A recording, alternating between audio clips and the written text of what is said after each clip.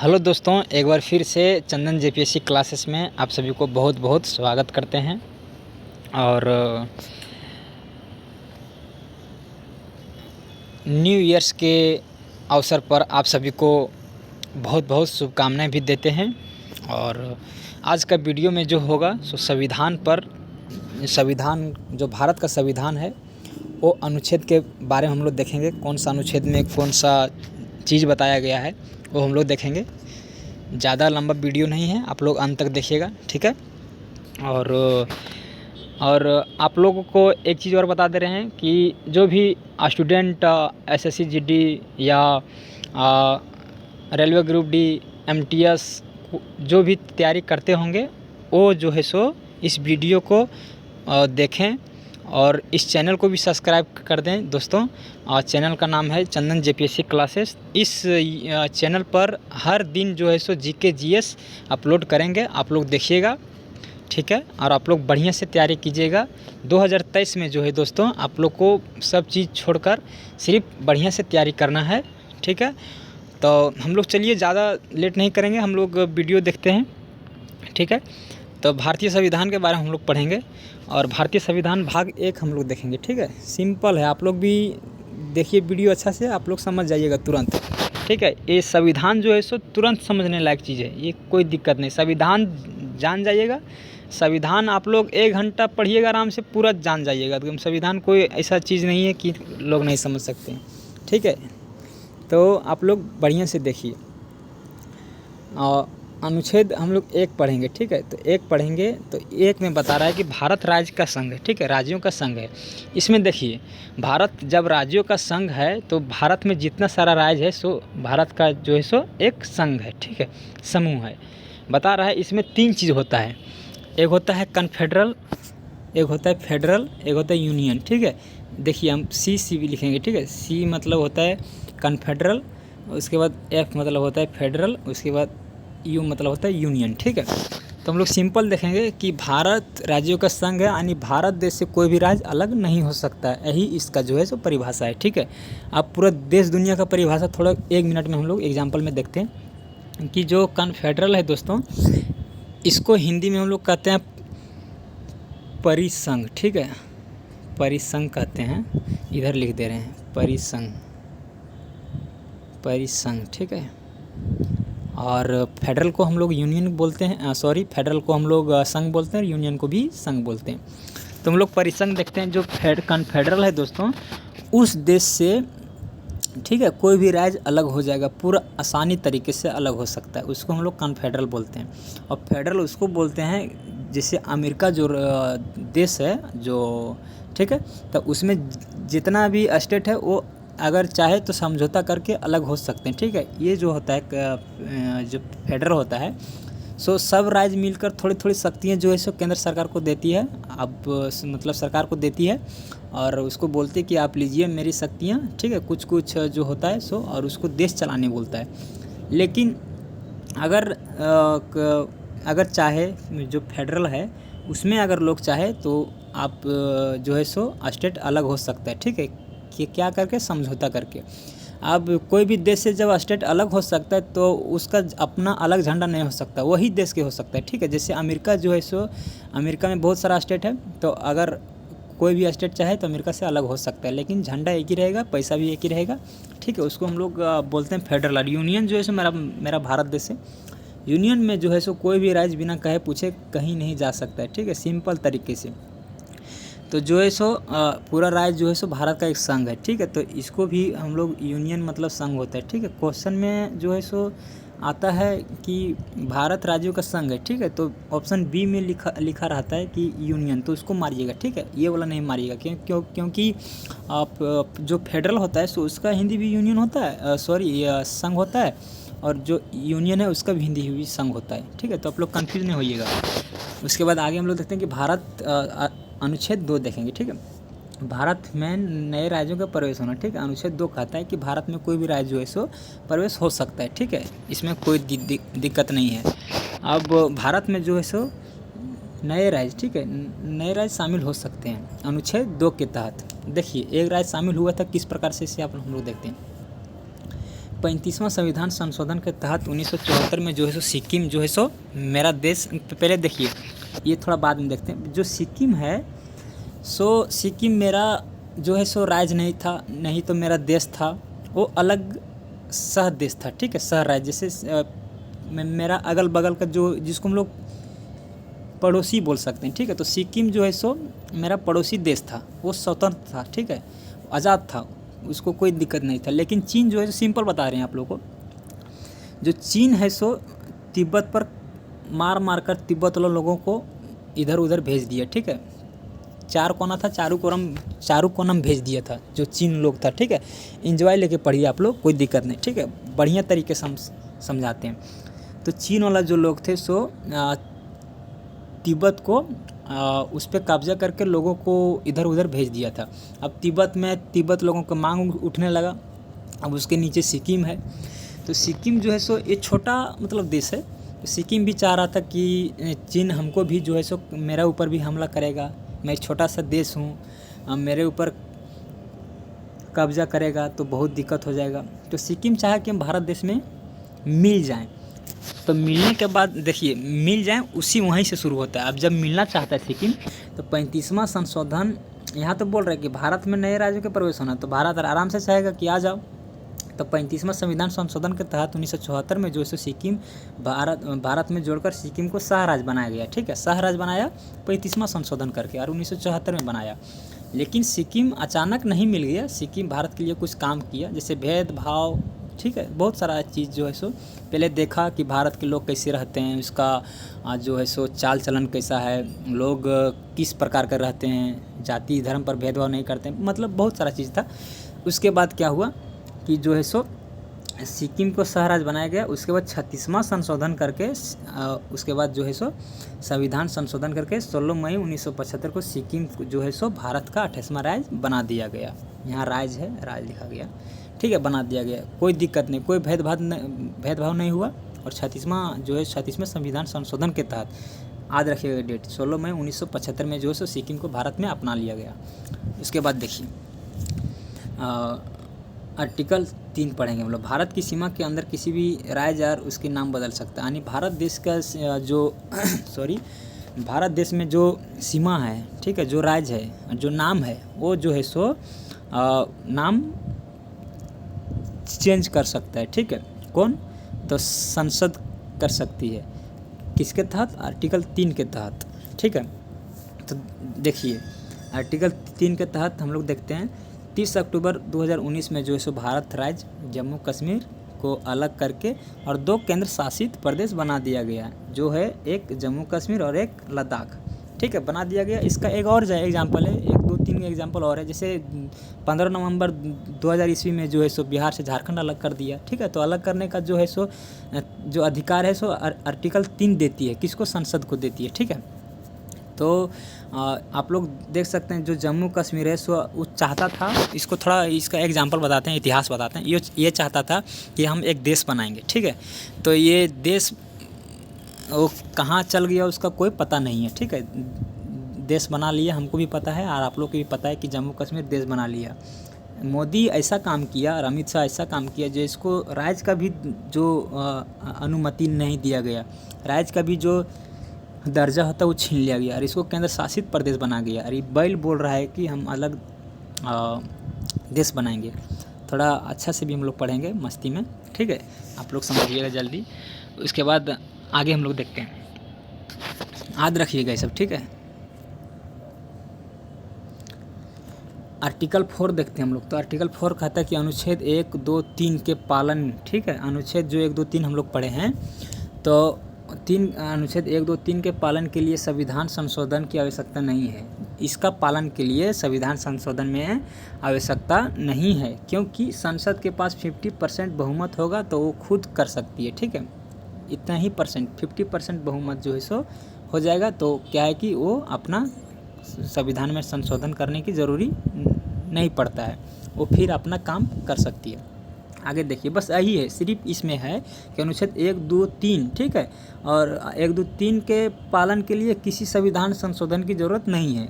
उसमें सिर्फ 50% बहुमत होना चाहिए, उसके बाद वो बिल पारित हो जाएगा और अपना काम कर सकती है संसद, ठीक है, संसद कर सकती है, याद रखिएगा।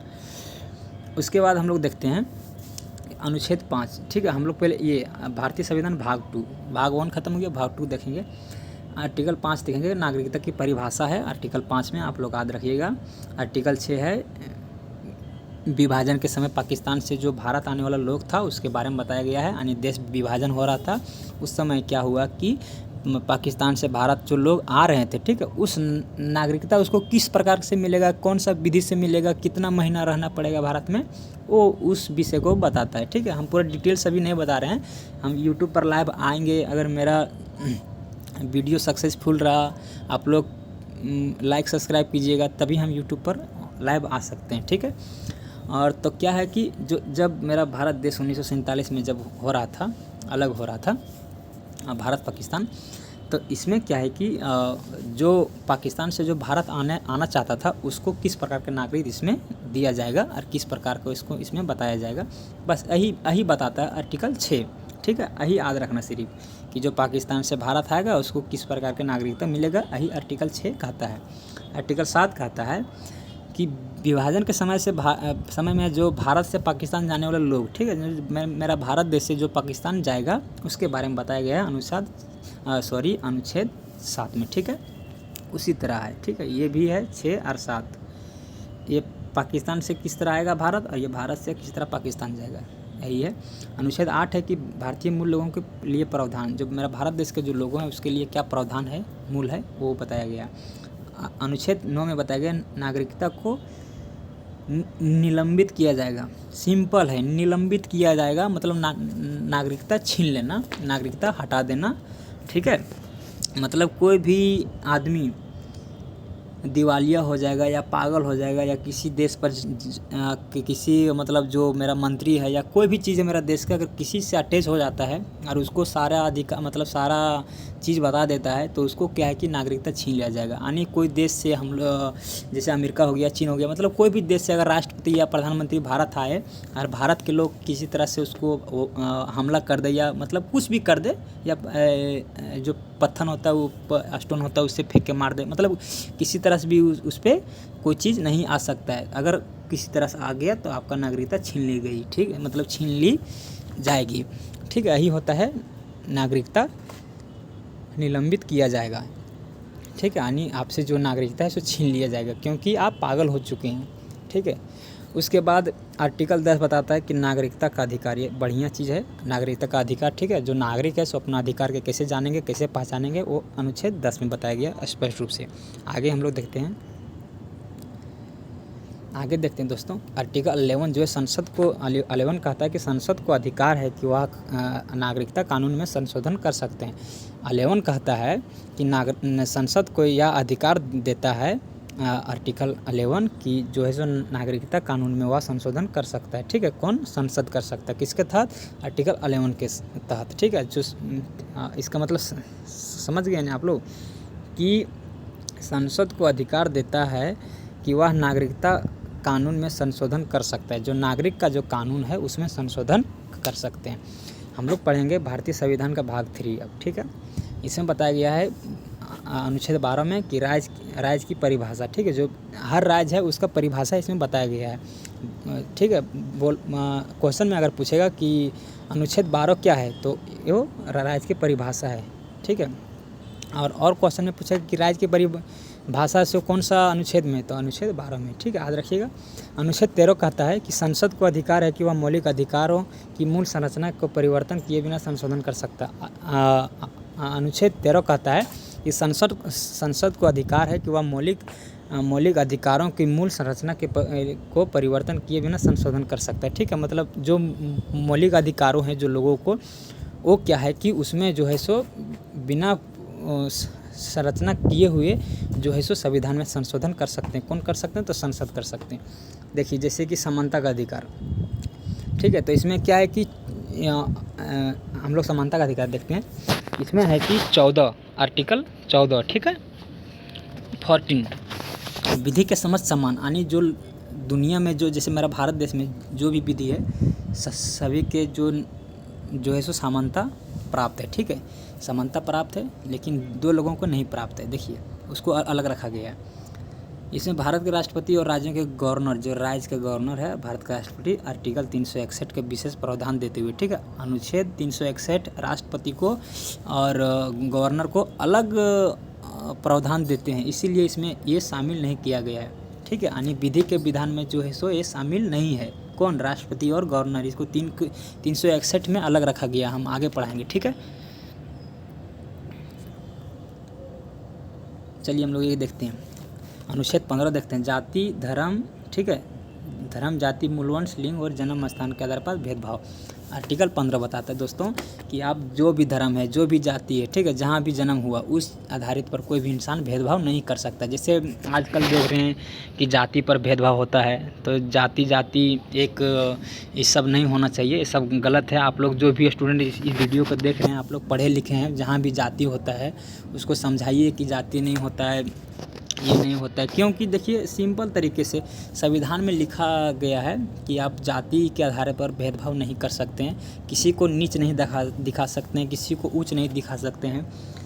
धर्म के बात किए अगर करेंगे तो धर्म जो है सो संविधान भी देती है कि आप किसी भी धर्म को अपना सकते हैं, धर्म के प्रति आप भेदभाव नहीं कर सकते हैं, और लिंग के अनुसार भी भेदभाव नहीं कर सकते हैं। जन्म स्थान, जैसे कोई भी आदमी जन्म स्थान पर भेदभाव करते हैं, जैसे कि कोई आदमी जो, जैसे कोई आदमी हो गया तो उसका जो जन्म है सो छोटा, मतलब ख़राब गांव में हुआ या वो एरिया विकसित नहीं है, तो आप उसको नहीं बोल सकते हैं कि आप जो है आपका जन्म स्थान पर उस आधारित पर आप भेदभाव नहीं कर सकते हैं, ठीक है, कि हम ये दुनिया में पैदा हुए हैं, इस घर में पैदा हुए हैं, तो आप नहीं कर सकते भेदभाव। ये अनुच्छेद ये 15 कहता है, ठीक है। उसके अगर आप लोग करते हैं तो आप लोग के ऊपर कानूनी कार्रवाई हो सकता है। आगे हम लोग देखते हैं 16 देखते हैं, अनुच्छेद 16, इसमें लोक नियोजन के अवसर रोजगार की समानता उपलब्ध कराना। इसमें जो है सो जो भी सरकारी नौकरी है सभी का, मतलब कोई भी आदमी का जो सरकारी नौकरी है सो सभी का समानता उपलब्ध कराता है। कौन? अनुच्छेद 16, कोई ऊंच नीच नहीं है नौकरी में भी, ठीक है।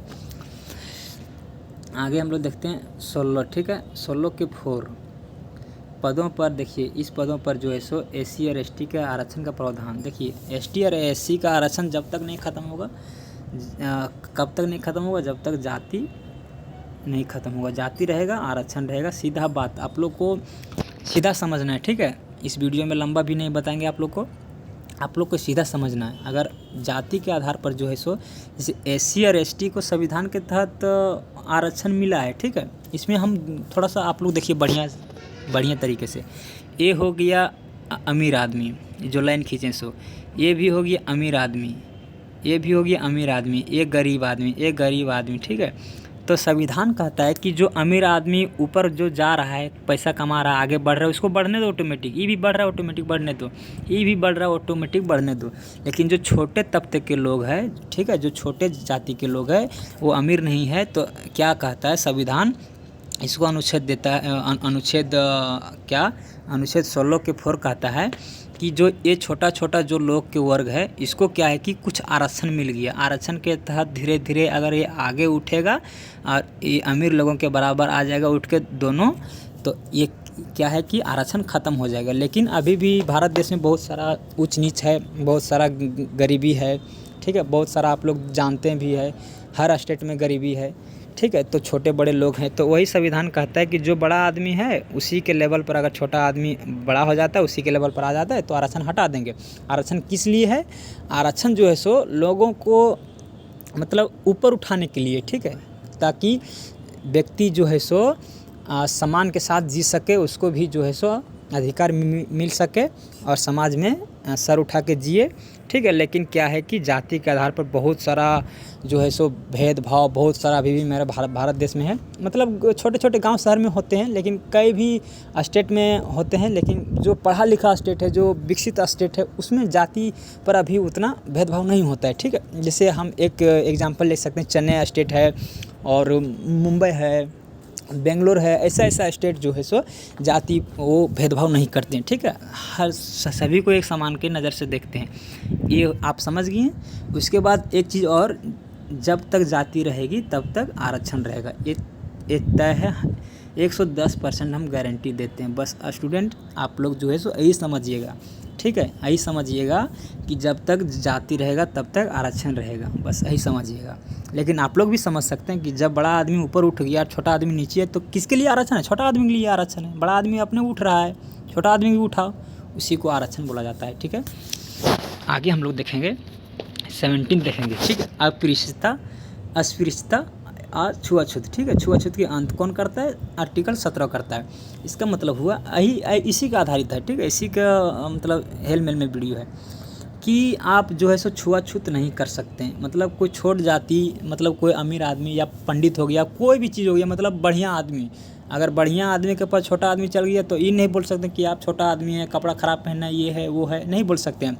या जो पंडित है, आप लोग देख सकते हैं कि पहले जो है सो पंडित जो है सो मंदिर में नहीं घुसने देते हैं, अभी भी है कि जो भी जितना पंडित है, ये सब देश को है ना सो बर्बाद कर रहा है। जो पंडित है ना, हम इस वीडियो में बोल रहे हैं, आप स्टूडेंट आप लोग बढ़िया से समझिएगा हम क्यों बोल रहे हैं, ठीक है। ये देश में जो है हम खुले बोलते हैं, खुलेआम बोलेंगे कि ये देश में जो पंडित लोग पूरा दुनिया को चौपट कर रहा है, ठीक है। आर्यों से आया है ये पंडित, जितना पंडित भारत में आया सब आर्य से आया है, ठीक है, याद रखिएगा।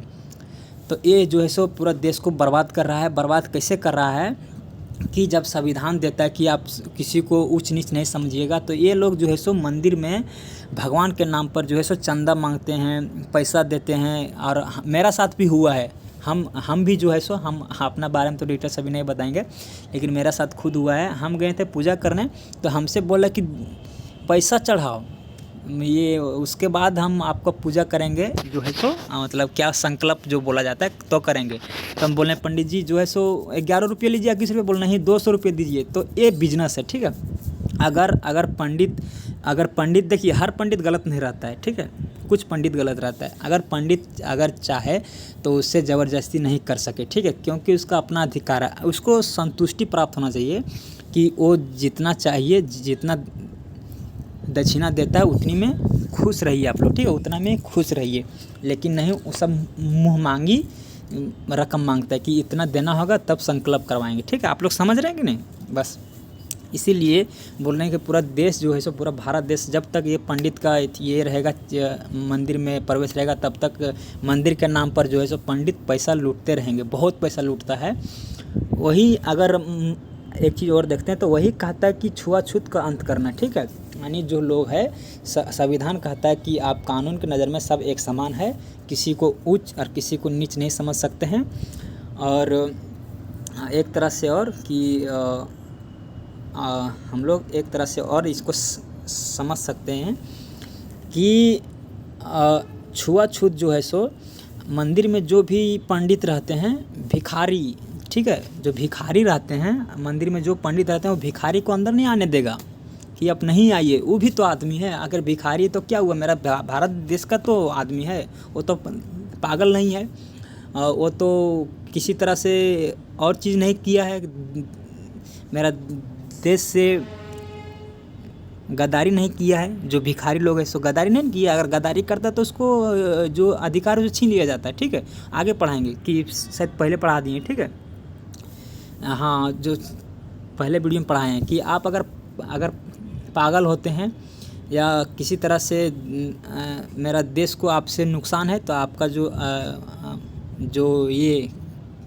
अधिकार है सो छीन लिया जाएगा, ठीक है, नागरिकता छीन लिया जाएगा, वही कहता है, ठीक है। तो ज़्यादा कुछ नहीं है, बस यही है कि छुआछूत का अंत करना जो है सो आर्टिकल 7 कहता है। तो आप सभी को जो है सो अपना नज़र में सम्मान देखिए, ठीक है। हम पंडित लोगों को बुरा नहीं कर रहे हैं, आप लोग जो भी इसमें अगर पंडित लोग के स्टूडेंट हैं बुरा नहीं मानिएगा, बस आप लोग को समझाने के लिए बोल रहे हैं। आप लोग खुद पढ़ सकते हैं, खुद समझ सकते हैं कि सर क्या बता रहे हैं, ठीक है।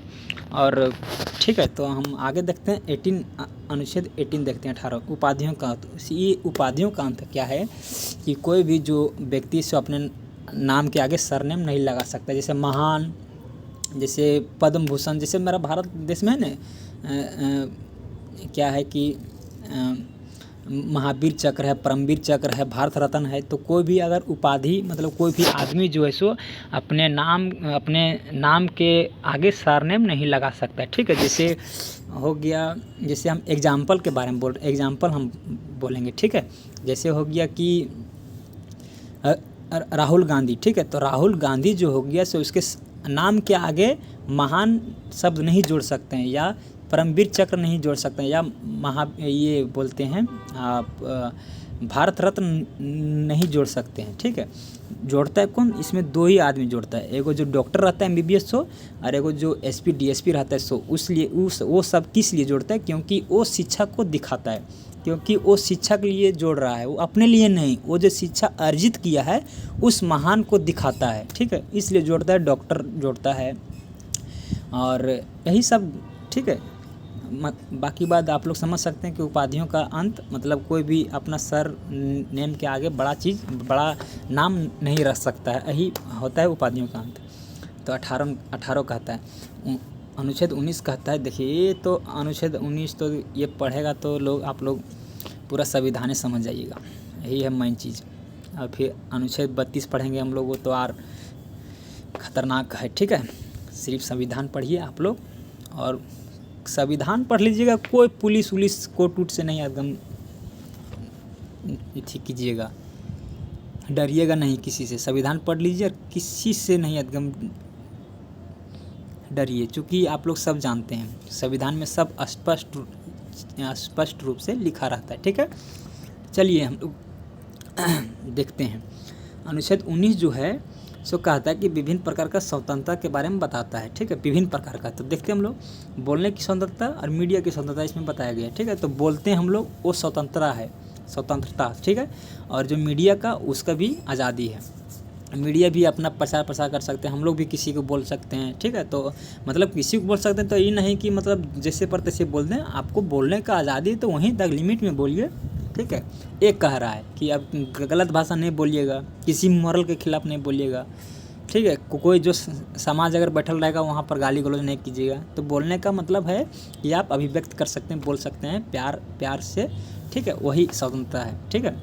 देखिए इसमें 6 प्रकार की स्वतंत्रता है, ठीक है।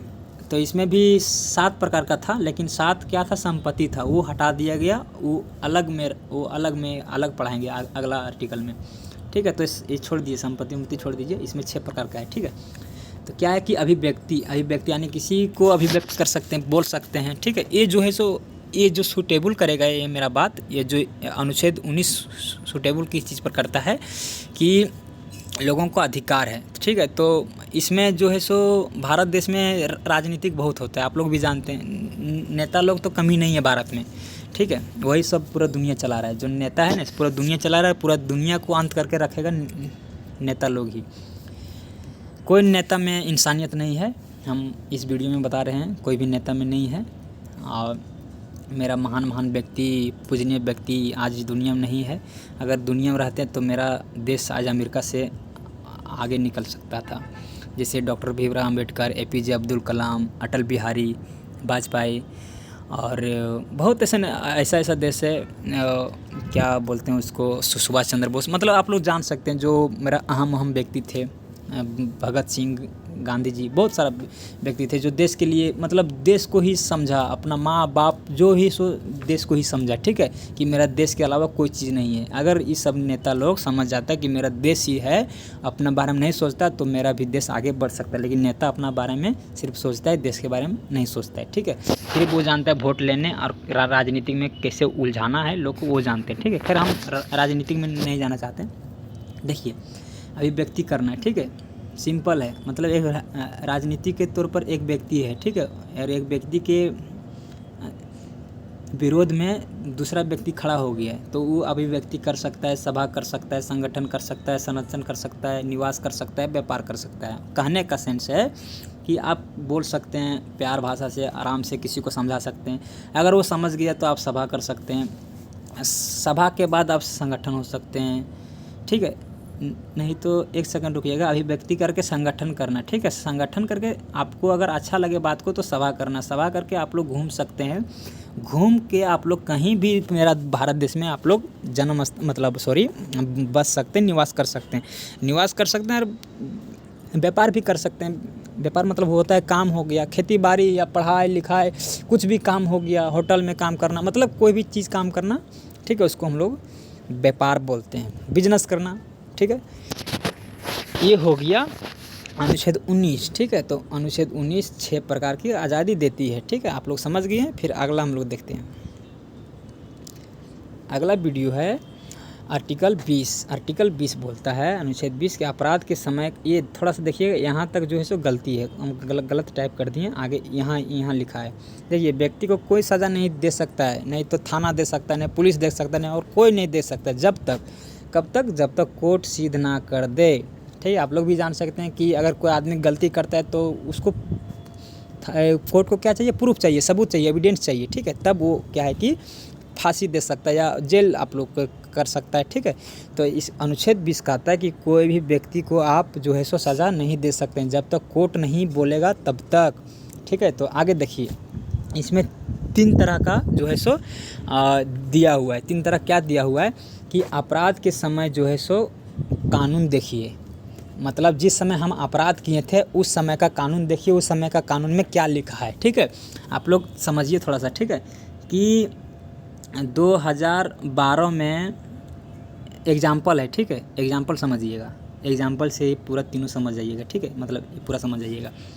2012 में एक लड़का अपराध किया था, तो 2012 में जो कानून बना था उस कानून में लिखा था कि तुम अपराध किया है, बोला हाँ, तो अपराध किया है तो तुम्हारा हाथ और पैर दोनों काट देंगे, ठीक है। एक कानून कौन समय बना था, 2012 में।